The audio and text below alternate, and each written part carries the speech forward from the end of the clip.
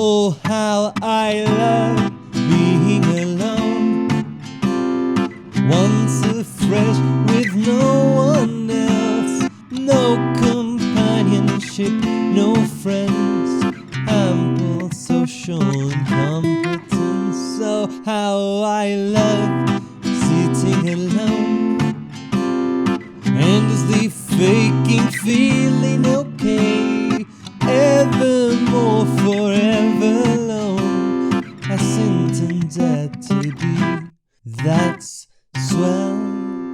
And for the million piling nights I'll meet with my imaginary pals, perchance today won't be the same. Oh, how I love being alone again. Call me a workaholic, but even in the middle of the ocean, this channel isn't gonna grow itself. Here it is, the long-awaited Streetpass Mii Plaza discussion. Time is a fictional construct, as is happiness on a stable housing market. With the discontinuation of the 3DS online service, tons of attention arrived at people noticing that the Streetpass functionality still worked. But let's be honest, almost no one in this godforsaken planet carries a 3DS around anymore. Not that anyone carried it around during its heyday in my personal experience. I once went to the center of Mexico, where they give the independence speeches and maybe 30,000 people reunite there every day. And I'm torn between pointing out how I only got 2 Street Passes total that day, or how there's 8 videos in my channel with more views than that somehow. Essentially, when Nintendo created this Spring Green Plaza, they figured that because many players outside the US and Japan would have trouble playing this game in any form, that they would go all out and create a minigame collection that puts nearly all their prior ones to shame, just because. I can't overstate how lovely most of these 13 titles are. There's definitely slight highs and lows, and I mean that in a game quality way, not in a market crushers kind of way, but it's honestly on a spectrum from alright to outright fantastic. To play any of these, you need to cross people in this scary place called reality so that they may show up in the worlds of these games as different characters with different skills. Most games focusing on their shirt color to divide a Mii's potential abilities, though some involve creativity. Alternatively, you might take 10,000 steps in order to get a maximum of 10 daily play coins you can use to hire animals that would tolerate your bullshit for about 4 minutes depending on the game. After which, either of them would be used forever, never to return unless you street pass the same device again. Pretty simple, even if the games will naturally progress lower under any circumstance, excluding that one where like 10 3DS carriers commute to school or work daily for 3 months. Apparently, a number of people did receive upwards to 20 passes on a daily basis without attending conventions or anything, but I'm sure not everyone did. I'm able to tell you this because I'm part of the everyone, you know, the whole shebang with everything and everyone showing up from the same stardust. And that's basically how it works. It is much more complex than prior Mii game collections that also tried introducing system features, such as motion controls, aiming at the screen, your controller being a screen, or a joke and mad add-on where I keep forgetting my AA batteries are in. The 3DS's Mii collection focus on this feature, and this makes it the most varied collection yet. You have games from collecting some stamps to playing the stock market all the way to a zombie invasion. Somehow, the second example involves more apocalyptic discussion in the current day and age than the third. I've discussed hope words all throughout this marathon, and the way these minigame collections handle selecting which game to play, the way they get bigger with every instance, and in this case it is no different. It still didn't reach the heights of what later Nintendo Land would achieve, where the hub words grow alongside with your skill in each of the games. This one does have gates for everything instead of buttons though, and these gates are little animations akin to the ones you see with every other 3DS title. They always show little interactions with the game relevant characters, which are really cute. Quite the improvement from the one in We Play Motions, which somehow released later. I still am baffled by this, but I quite enjoy this plaza atmosphere, seeing the Miis you've met in the background messing around, having the whole crowd of Miis behind you, and there's even a mode where you walk around the globe much to the dismay of flat earthers. Talking about comparisons hats, yes, there are other hats in this game, such as a plate of curry and a baguette. If you could turn Mii Plaza's features into a hat, I don't think it would fit on the screen. Now, because there's no one here in the middle of the sea, there's only one solution. I'ma build it myself. How long could it take? 7 days? I only took 3 to make this sunroof and another 5 to make this battery. It's easy peasy, it will be so easy. I've been drinking water from this bowl and pot and leave that... Huh? That makes a noise? Yes, I just received Street Pass in the middle of the sea by using a drinking bowl as an antenna. Ah, how is there bugs in the middle of the sea? Hold on, you're not a bug. You're a tiny little me of myself. How did you happen? Okay, now I feel like it would be immoral to remove your birthplace. You're gonna be a byproduct of these impossible street passes. Man, let me find something to use as a water container instead. Don't you worry. Gee, that's it! Let's get a deal, little buddy. You help me build things, and I'll share my tomato soup rations with you. That way I can play do important things for the Mii species while you do all my create a wholesome living space for everyone. How's that sound? Do not question it, we're going with it. Initially, the game only had 2 minigames, Puzzle Swap and Find Me. Puzzle Swap is fully radiating of this Nintendo era where everything they made had to be about their IPs in some way, the ego of these maniacs. So in this game you trade stickers with other people to build posters based on your favorite Nintendo titles. One day I'll get my grubby hands on this poster featuring the females. Don't worry, you don't go piece by piece. Ordinarily, Streetpasses give you a bunch of stickers from your selected panel. I'll bet you will likely need to use some play coins at least once. Of all the games in this collection, I think this is the only one that is downright impossible without the really passing people in the street, because there's pink pieces that you can only get through this method. Completed puzzles even show a tiny 3D diorama of the scene that reward players who complete the puzzles, which you can stare at and have pretty mundane thoughts because that's literally the extent of this mode. Find Me is the first actual game that utilizes Streetpass data to flesh out its mechanics, as standard in these titles that we'll be seeing today. In this case, a Mii's favorite color cues you into how much of a basic bitch you are, but also at the special skill they'll be capable of using. This naturally makes some colors better than others, so here's a tier list I made because I have an obsession with dragon stuff, okay? In the game mode, you gotta use heroes with 1 HP and 1 MP who will live if either reaches 0, so basically they're more disposable than Costco paper straws after 10 seconds of use.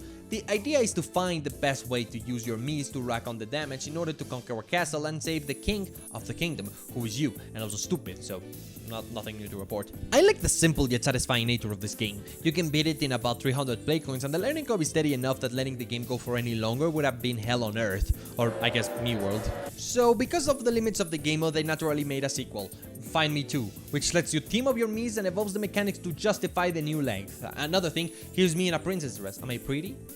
That's actually my daughter, you hooligan. Step away! And then the game crashes twice in a row, and I decided I was too lazy to try playing the rest. Call me lazy, but I have 4 hours of footage for this game, and I'm probably gonna end up using about 5 minutes of it tops. And this is all players had to work with during the first few years before other products started appearing in the plaza for a $3 to $5 price point each. $49. Discounted price. Nintendo 3DS hardware. $4.99. Honestly, they made a crap ton of deals over this, so you can get several in a bundle, but I'm gonna skip on specific because shut up, that's why. And also that Nintendo closed the store, so it doesn't matter, and I'm sorry I was mean to you.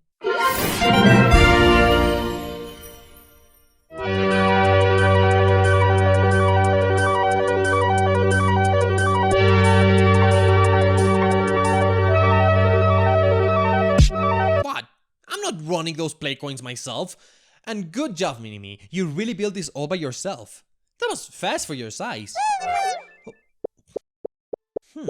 Hey, if one of you built this, what can I make 3 of you build? And that remorque car idea wasn't 100% mine. Part of it came from Slot Car Racers, where you make the crappiest car you may, use the built-in ones the game provides shortly after, and then watch as all your hopes and dreams plummet off the track because you can't time simple eye-hand coordination thingies. I remember being sorta good at this game before, but I lost my mojo and my jolly, and now I'm disappointed in myself, yo, which is weird considering this is a one-button game where you hold A and briefly release it while you turn. The timing of your release dictates how smoothly you do the turn, and although it's simple, it's super satisfying, making it so that all my stat is fine. Apparently there's a whole racing world around this, with a champion rival you gotta beat to win, using your street passes as opponents who you force into making you potentially legal mods after each race, and get this, the stats they increase is based on their height and if you beat them. Not that it matters much in your store priority all the time becomes not crashing, as it rarely takes more than that to win a race. It may seem simple and easy, but the tracks get harder with more corners and faster speeds. The high-speed, high-action gameplay becomes really fun. I just wish playing well showed more returns besides milliseconds.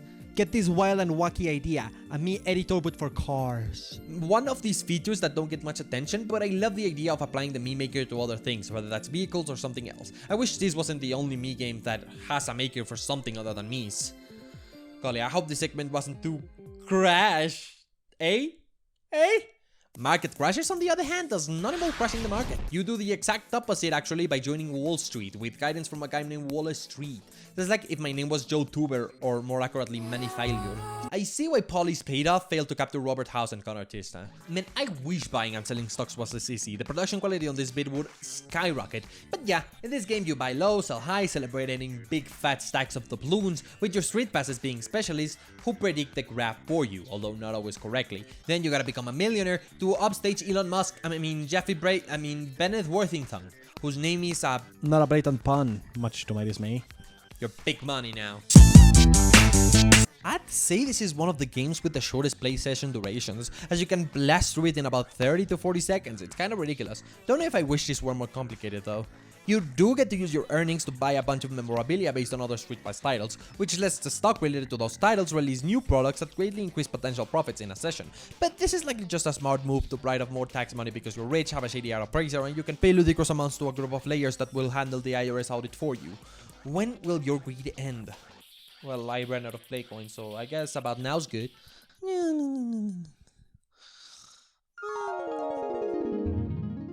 I was always called weird at school, so I believed I was unusual or wrong for most of my childhood. I guess living in a place where kids got their entertainment from mainstream media and sports wasn't the most friendly environment for someone who was into video games, you know, a nerd. And I wasn't even into the weird ones. Sure, maybe I didn't easily dabble into GTA and FIFA, but Mario wasn't all that unusual. Still, the people around me deemed it weird, so I did as well.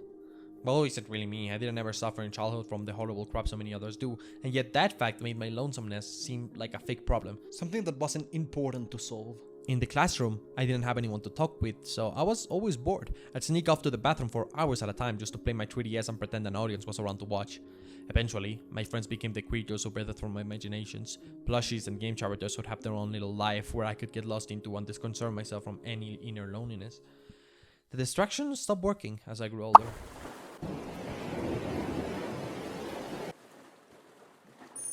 All this very real running is making me hungry, as well as the fact that tomato soup alone isn't cutting it for me.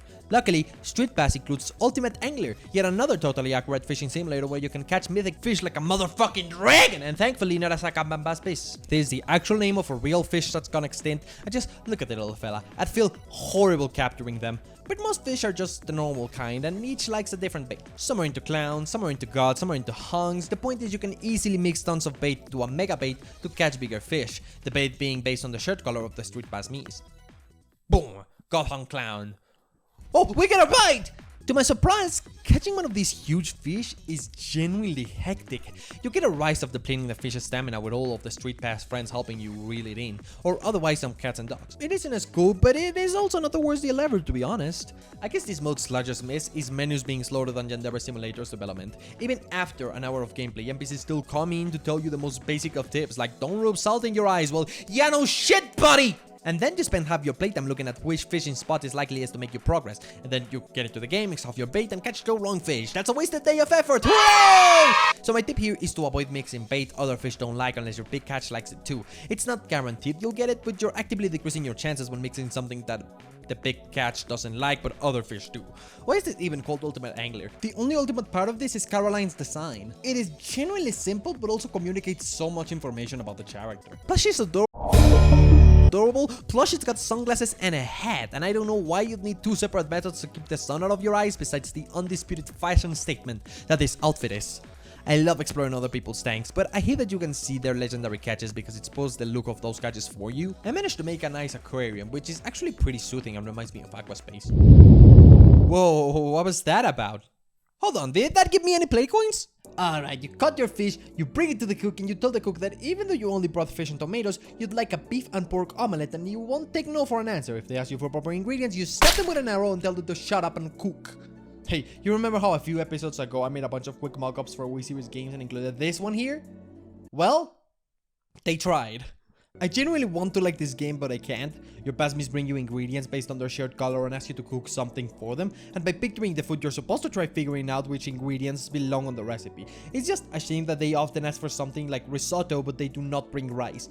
Every dish has several versions, a so-so version, an alright version, an artisan version, and a jumbo version. The quality of your dish being dependent on whether or not you had one main ingredient, missed one ingredient, had all the ingredients, or managed to dump multiple of at least one of the main ingredients. And it's very satisfying when you actually figure it out, but ultimately it comes down to RNG to such an aggressive degree that anything but the jumbo dish feels unearned. And yet I still want to eat almost all of the dishes in this game. I did the food, I did Crispin, I did the jump. Oh, wait, hold on. Go back. Look, I respect Crispin. He's super cute, but what in the absolute hell is this outfit? He's got a hoodie, some overalls on top, a half apron over all of that, and just in case the outfit wasn't enough of a disaster, a headscarf.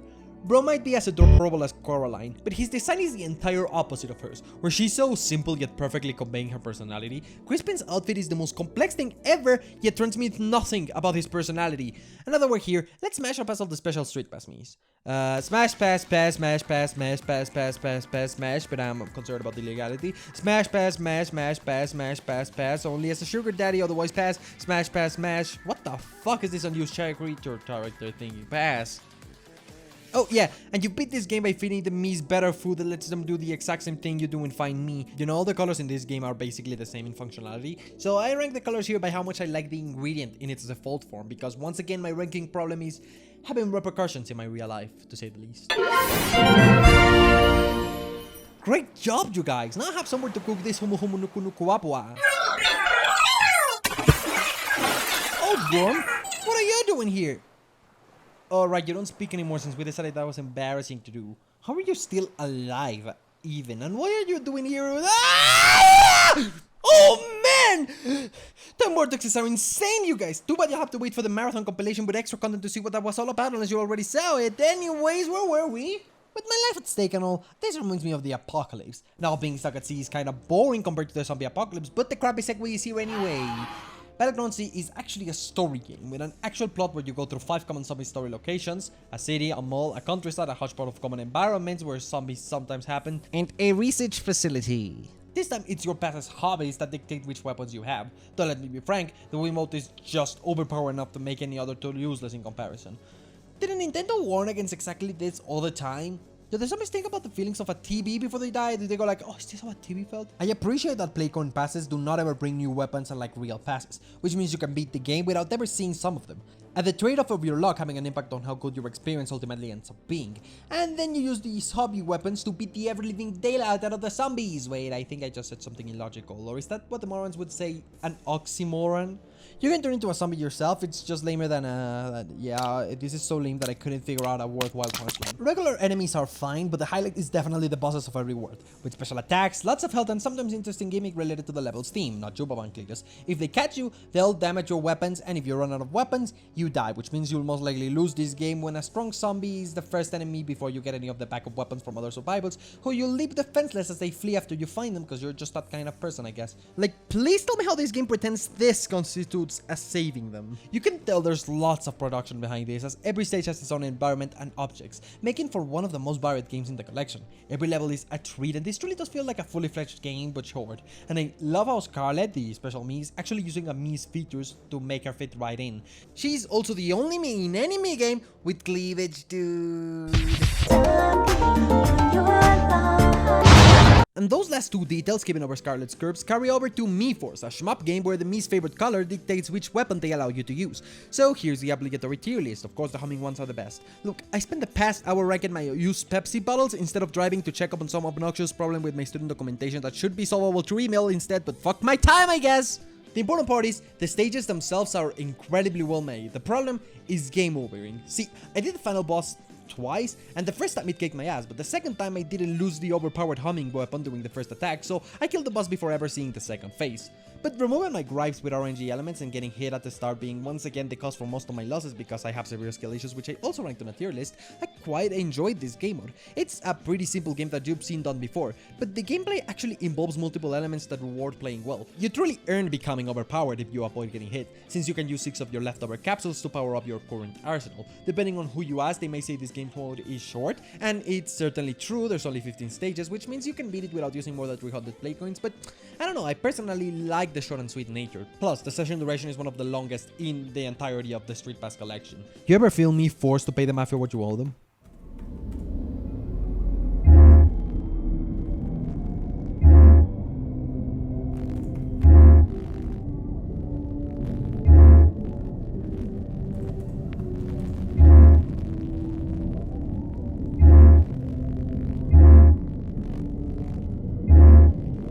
Warrior's Way is garbage incarnate.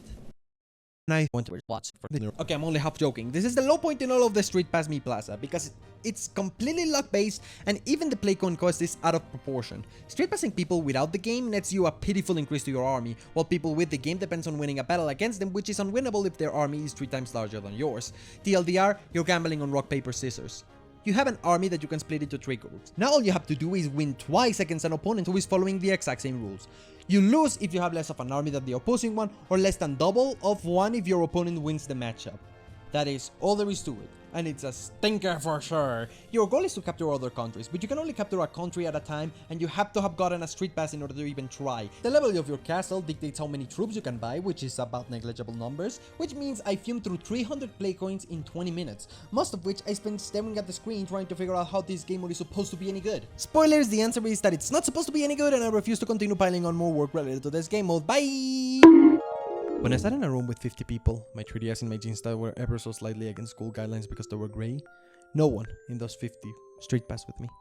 When I walked around the school in my loads during the lunch break because nobody wanted to spend time with the person that I was, not one of the 5,000 students street passed with me. When I went to the center of town, if only to go check that one place that sold nerdy collectibles in the pre-Funko Pop era where I'd surely pass by someone. No one in the 30,000 people there street passed with me. But when I grabbed the display 3DS console at the hardware store and sneakingly turned on Street Pass, I finally got someone to play these games with. And once again, it was myself. And then I thought of all the kids like me. There had got to be at least one in the whole city. Maybe they'll Street Pass with this fake me without realizing it's a display and feel less alone. Maybe we would still be alone, but this level of connection can help us, right? Maybe not. Regardless, that thought was one of my best thoughts in a while. Ouch. Hey, this reminds me of the time I got shot out of a cannon. And I don't mean in the game. I used to be in the US militia in 1965 as a weapon of mass destruction during the Vietnam War because my skull was so dense it could be used as a morally ambiguous explosive warhead. If you ask Street Pass, this derives from the way the ancient school of Japanese cannon samurais would shoot themselves out of a cannon and later catch their equipment from midair thanks to foot soldiers with kites. Who came up with this? What copious amount of what drug were they on? And would they be willing to share a smidge of it with me? That's all there is to this game. You line up the kites and if you collect all of them you can clear almost any stage without worry, but you will not be able to clear any stage if you do not do that. Admittedly, the outfits you can get can become pretty comedic at times, so you can beat the stage dressed in a leopard suit. Oh my god, I'm her! I love how fast this game is. Even the menus are brief. You can see this comparison between the speed it takes for me to use 20 play coins in this game versus on others. Too bad the game itself is also no more than a minute long, hence the challenge. I do like that all the yokai enemies are here, but as you should know, it's very hard for me to dislike a bird character. And the Karasu Tengu makes me a wooga enough to let myself be shot out of a cannon directly into their silky smooth breast feathers. But at least it's 40 seconds of active gameplay compared to Miitrek, which is 50 seconds of the universe pre-Big Bang. You sometimes select which path you'll explore, but there's no logic to this that I could figure out, so good luck, you're on your own, bud. I hope you have sleeping darts to shoot everything you encounter, because otherwise they'll eat your exploration crew. Yeah, I ate burgers today, so I feel rather American. What I like about this game is that it's based on the Street Pass person step count, which means real Street Passes during its heyday probably netted some actual result. Sadly, the game is plagued with slow progression and the inability to use any remaining steps on the next level once you achieve an objective. I got so far as to collect 5 pieces of a crystal skull, and even then I didn't finish it, but the game insists it's interesting. Are you implying Indiana Jones 4 is good, or did they realize they had no game with 2 months of development time and slapped together something? Because it truly does feel like this game is tiny. I feel like I could code it in an afternoon. That's it, the exploration log music? Inject that shit directly into my bloodstream.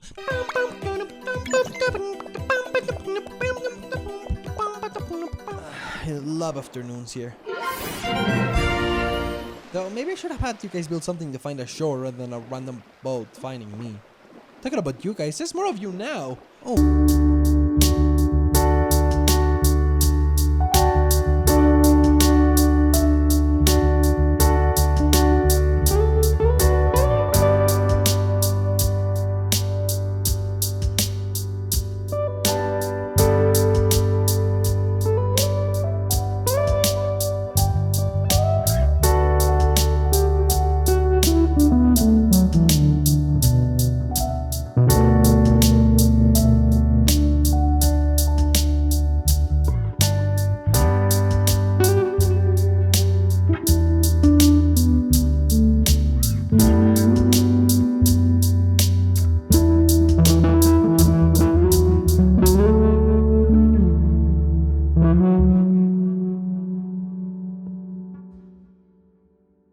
Doing the shorter one, so let's take it the other way to the games that I felt gave you the most bang for your buck and also gave me the most gigabytes of occupied space in my already struggling hard drive, so you know I'm about to use as much of it as I can, starting by all of these mentions of breeding. I love breeding, I love being bred. Your goal: to breed 20 types of flowers by having as many people as possible leaving your flowers moist enough for them to produce their seed, which will help you breed other flowers. This is why you don't do sex jokes around me. Let this be a and your goal is to become the master of all of these flowers. I'm gonna stop, I'm sorry. There's some logic to which seeds are more likely to produce new breeds, such as the type of seed pertaining the written stats that the game shows you, but at least for the main game I didn't have any trouble getting seeds that guaranteed a new flower. What I did notice was that almost anytime someone came up with an interesting flower, they'd be the last person to make the flower bloom rather than the first person to cross-pollinate the flower, which sort of pissed me off. I love how much content this game carries. You can customize a garden with all of your prettiest blossoms and a mountain of decorations. You can take up quests where clients ask for certain flowers and colors through context clues. There's pots that can make you look epic and awesome when people street pass you, and the game boasts an impressive catalog of flower combinations, some of which you can even grow with friends, and the environments look very nice and detailed. But then this game is also unbearably slow. Mr. Mendel here persists on telling you all the information or preview your seed, all stuff that could be useful like tutorials and reminders, but I'd rather need to ask him over him interrupting to explain his deepest darkest secret all the goddamn time. No, I do not care about the corpus you hid in those first garden decorations you suspiciously gifted me free of charge a while ago. Why are you even telling me this and implicating yourself? Also, stop talking about universal basic income! Monster Manor, on the other hand, that's a game that knows how to build a satisfying gameplay loop, because you have a puzzle segment where you place as many Tetris-like pieces of the same color together to get loot, such as items of weapons, which base their strength out of the size of the room you manage to create. Whenever you change room colors, you might encounter enemies to battle on a real-time fighting system where you can block damage entirely if your reaction time is good enough, and you may even risk charging your weapon for a stronger attack at the cost of your energy meeting regeneration stopping. Of course, every weapon has its own skills and stats as well as a type advantage system.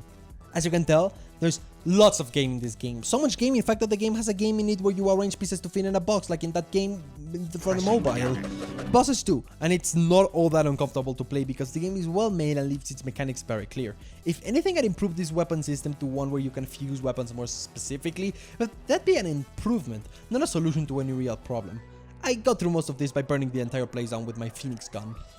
And because the loop is so good, the game remains fresh even with hours of gameplay, although some additional difficulty wouldn't have hurt at all. Not that the Marvel gaming we play didn't traumatize me enough to have me feeling pleased. Fuck it, I just can't do this.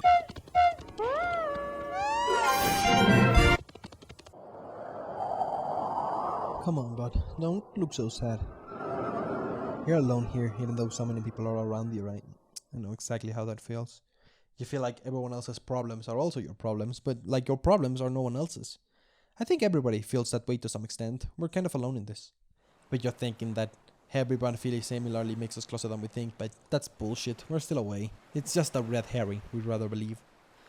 Those lonely people seem to have a hard time accepting that being alone is not always a problem. We can't help it, and that's why we wish desperately not to be alone, even when we want to be alone. Because loneliness hurts. More so when something you love reminds you of it. Streetpass is supposed to bring people together. We're supposed to notice if one of our classmates plays the console as well, or at least feel like the world is in the void of people who just get you. And I won't deny that, it's always nice to have the fallback that others like you exist. But the bottom line is that communication depends alone on the moment. There's a natural part of our brains that tells us when the communication is enough to make us feel like someone else is around. We assign meaning to every interaction, and that assigned meaning has to be notable for our mind to be satisfied. And the worst part is that I didn't even have this experience. A service that was meant to make me feel less alone and connect me to others through a hobby I adore only managed to make me realize that no one was like me, that I was alone in this massive city with millions of people, worsened by the way the lack of hits limited my ability to progress through these games. It was like my lack of friends actively affected my goals, for as menial as they were, and even now I still see those issues. These games were made for people who have friends. And sure, the Mii series has plenty of elements for people who have friends to some extent. Look at Wii Party, that whole game's meant to be played with friends, but this was the first time I was limited by not having friends. The games are designed for that slower limited play, with the 10 play coins a day limit being as if to mock me for going out without friends. And yet, it's now when this console radiates loneliness, because now even I wouldn't carry it around hoping to get hits. I gotta use custom firmware like Pretendo and Netpass. I found a post on Reddit by user It's Me Fizzy, showing their 3DS at the Nintendo store in New York and getting no passes. Sure, this is yet another argument for why you should hack your 3DS if you haven't, given it's become effortless, but it's mostly another reminder of how alone this console that I love is making me feel, through characters that I love. Mii's were meant to bring people together, and I never got that experience outside of the internet. And I know I saw this through the eyes of sadness and fakeness. These Mii's are fake, I don't think they're real, but they were my friends. They made the lovely warmth of companionship dimly light inside me. because now I feel like I always took Streetpass for granted. At the very least, I was not as alone as the people who actually got the 10 million coins to max out the counter in New Soup 2. I feel so much worse for you guys. As much as this game is emblematic of a feeling that had been present throughout most of my childhood, and thus why this video ended up being rather emotional for me, it's also emblematic of the power of Miis. I don't think any other Mii game uses Miis this efficiently and with this consistency to its quality. 11 of the 13 games in this collection feel fun and complete. No more racetracks with one course, copies of Mario Party, or even silly WiiWare games. This is a full product that is fulfilling to play and unique. The way other Miis happen to be real people that you can't generally control just drives home the point that Nintendo always made with Miis back when they truly represented Nintendo. This is the side of loneliness we don't even associate with the concept because we see it as a positive trait. Individuality. Regardless of our similarities, each of us is unique just like the Miis, adaptable to any situation and preloaded with a variety of emotions that we all feel. You can make any Mii do the same things because they are ultimately built off the same code. It is lonely to think that no one is like you, and that we mostly share traits that are natural to everyone, but that also means that you can be yourself and show who you are thanks to communication. Language and emotions are just what helps our lonely sense of self seem like anything but turning into a personality, a set of ideals, the desire to make ambitious 3D animations on a video where it hardly would matter, and a preferred combination of eyes and noses that represents us. Expression is a magnificent side to Miis that rarely got any appreciation, because in their simplicity, Miis compacted what it means to be a person into a few polygons and code, something which Streetpass didn't let me experience until I found my own way to force its hand. And now that I've become familiar with it, maybe I can finally start loving Streetpass and stop hating that I couldn't. So, give it up for this game that encompasses everything that is wrong with me. Streetpass Mii Plaza. And ho! I can't believe sex workers are already about on the show around this time of day. Look, I know my room isn't very big, but you should come with me. I'll make you a tiny bed, and you'll still be able to talk with your both friends, so we can stay connected. And I'm gonna do this for dinner, and you're totally invited, dude. I just want you to come with me, please. Buddy, what's wrong? Did I trigger a death flag or something? Crap! They need my help. Hang in here, buddy, okay?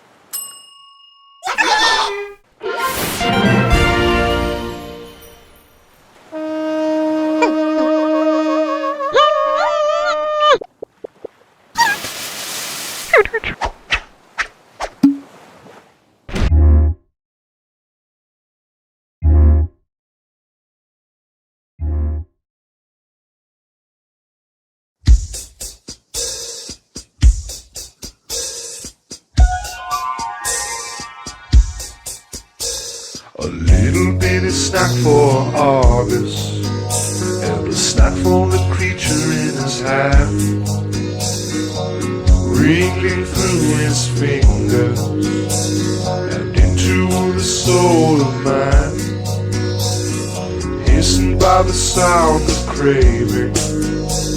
He turns it to an energy form, focused on the goal of pure soul, leaving everyone in the dust.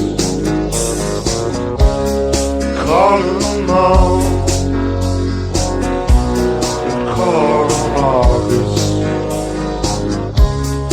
call on your inner pride. Leave them alone, postulate their own framework, freak out on the side of real man.